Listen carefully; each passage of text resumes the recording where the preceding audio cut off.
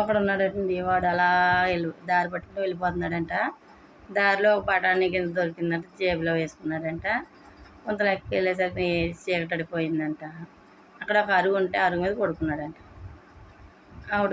వాడికి ఒక కళ వచ్చిందంట.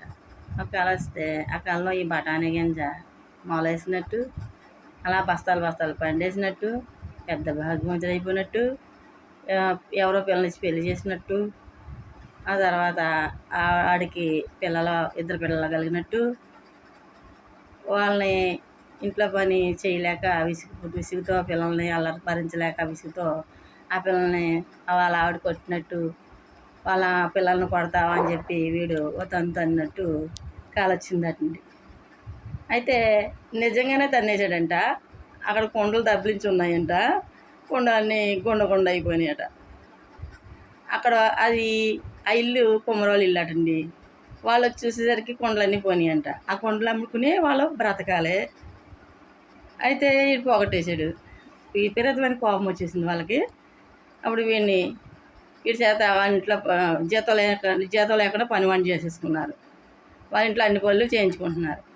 మట్టి తొక్కించుకుంటున్నారు, కొండలు చేయించుకుంటున్నారు, కొండలు కాల్పిస్తున్నారు, కొండలు అమ్మిస్తున్నారు. అలాగా వాడి చేత అన్ని పనులు చేయించి మొత్తం మీద ఎలాగైతే పనోడైపోయాడు. మంచి పనోడైపోయాడు. వీళ్ళ వల్ల వాడు పనోడయ్యాడు.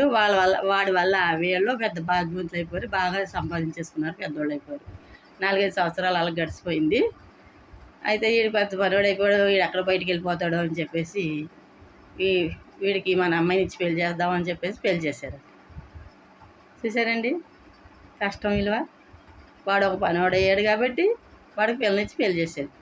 వీడు కళ్ళగంటూ కూర్చుంటే ఎవరైనా పిల్లనిస్తారండి? అది కష్టం విలువ. కష్టపడితే ప్రయోజకులు అవుతే ఎవరికైనా గొప్పగా కనిపిస్తామండి. గౌరవంగా బతకచ్చు. మనం కష్టపడింది ఎలా ఖర్చు పెట్టుకున్నా వాళ్ళని అడగడానికి ఎవరు సరిపోరు. కష్టానికి ఉన్న విలువ అదండి. సరే, ఒక పొడుపు పొడుచుకుందామా? ఒక రాజు ఉన్నాడంట. ఆ రాజు దగ్గరికి ఇంకొక రాజు వచ్చి, ఒక పొడుపు కథ పొడుస్తాను, మీరు ఇప్పాలి. ఇప్పగలిగితే మేము అందరూ కూడా మీ దగ్గరికి వచ్చి దాసరకం చేస్తాము. ఇప్పలేకపోతే మీరందరూ కూడా మా దగ్గరికి వచ్చి దాసరకం చెయ్యాలి అన్నాడంట. అయితే ఆ పొడుపు కథ ఏంటో చెప్పు అన్నాడంట. చక్కని గజ నిమ్మ పండు, దాని పక్కన 3 సారలు గలవు.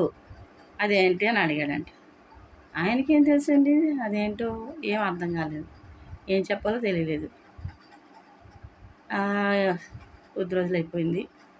అలా తలకని పడుకున్నాడు. చాలామందికి చాలా విదేశాలకు కూడా లేఖలు వేసాడు. ప్రతి ఒక్కరు కూడా మాకు తెలియదు అని తిరిగి పంపేస్తున్నారు. ఇదేంటి నాన్నగారు ఎంత నీరసంగా అయిపోయారు.